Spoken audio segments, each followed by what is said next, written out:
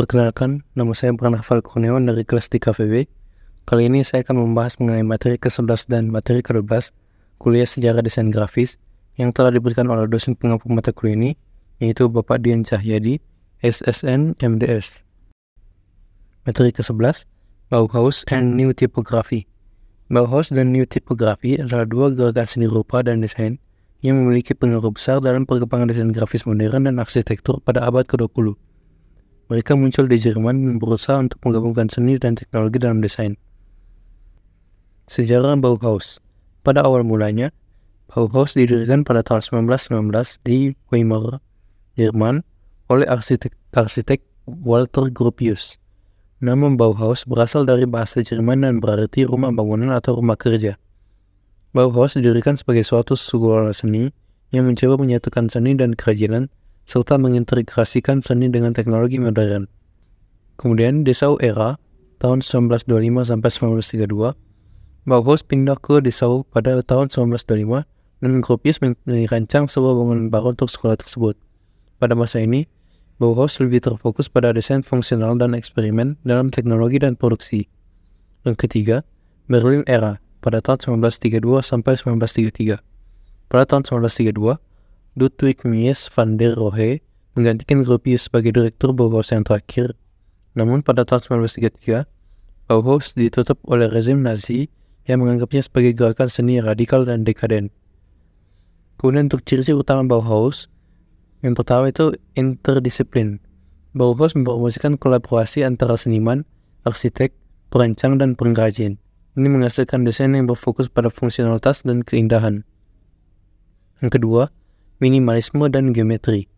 Bauhaus menganut pendekatan minimalis dan menggunakan bentuk-bentuk geometris, garis-garis lurus, dan warna-warna dasar dalam desainnya.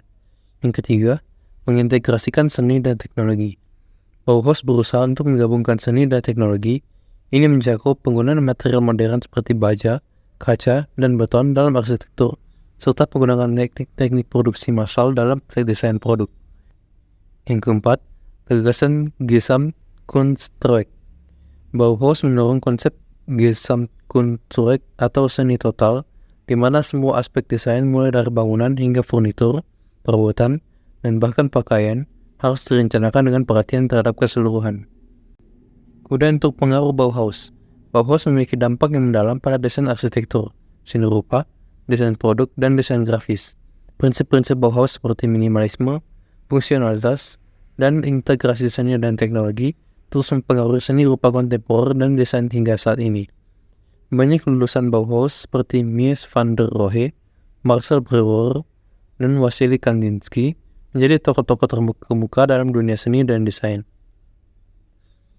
Kemudian New Typography atau tipografi baru. Sejarahnya, John C. Hall adalah salah satu tokoh kunci dalam pengembangan New Typography. Buku Die New Typography yang ditulis pada tahun 1908 menjadi manifesto pergerakan ini. Kemudian dampak politik dan sosial.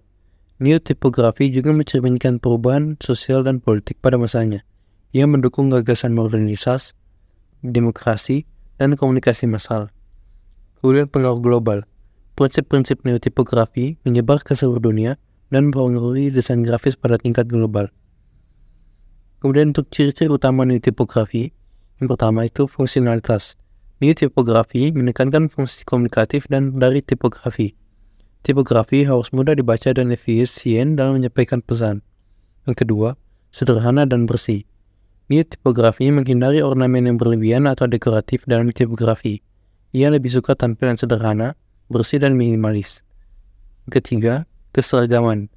Tipografi dalam New Typography seringkali mempertahankan keseragaman dalam jenis huruf, spasi, dan pengaturan. Yang keempat, penggunaan huruf sans serif.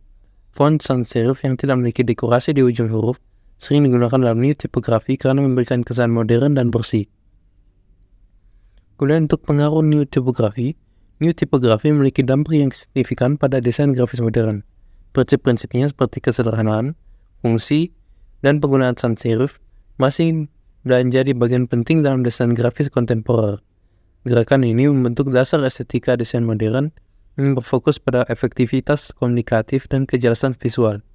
Dalam kesimpulannya, Bauhaus dan tipografi adalah dua gerakan yang memainkan peran penting dalam pengembangan desain grafis modern dan arsitektur pada abad ke-20. Mereka berusaha untuk menggabungkan seni dan teknologi, menciptakan bahasa visual yang lebih bersih, efisien, dan sesuai dengan perkembangan zaman mereka.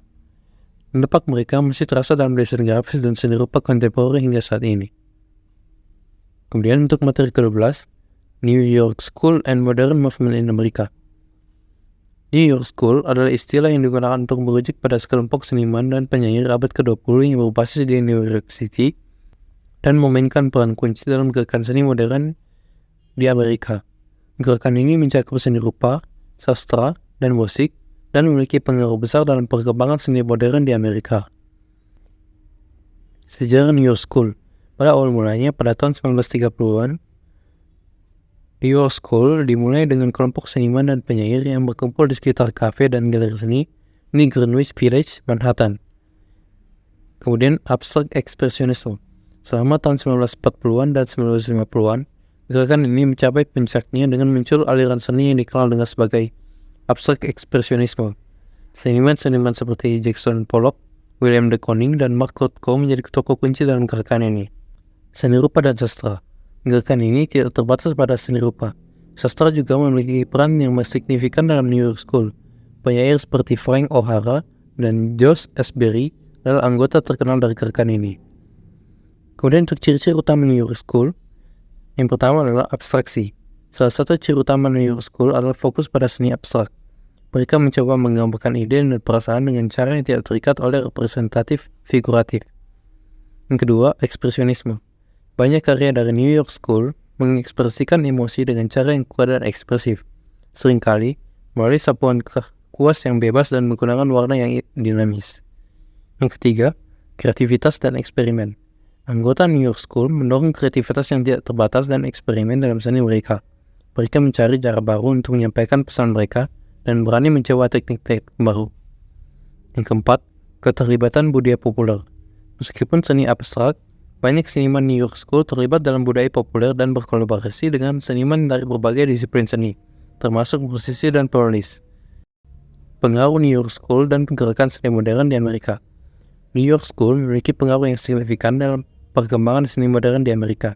Gerakan ini memperkenalkan seni abstrak ekspresionisme yang mempengaruhi seni rupa, sastra, dan bahkan musik.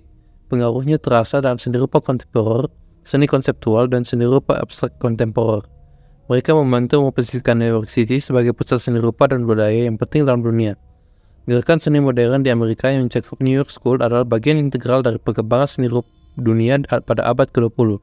Mereka mencerminkan perubahan sosial, budaya, dan politik pada masanya dan memberi kontribusi penting terhadap bentuk seni rupa kontemporer yang kita kenal hari ini. Mungkin itu saja untuk video kali ini. Sekian dan terima kasih.